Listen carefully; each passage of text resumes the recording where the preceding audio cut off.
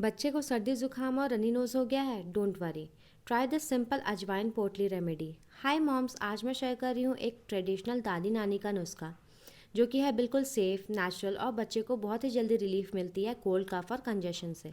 इस पोटली को हल्का गर्म करके बच्चे के चेस्ट और बैक में डैब डैब करना है और जब बच्चा सोया रहे तो उसके पास इसे रख देना है ताकि बच्चा इसे इनहेल कर सके। अगर ये रेमेडी हेल्पफुल लगे तो वीडियो को लाइक और शेयर ज़रूर करें, क्योंकि बेस्ट रेमेडीज़ हमेशा हमारे दादी नानी के किचन से ही मिलते हैं।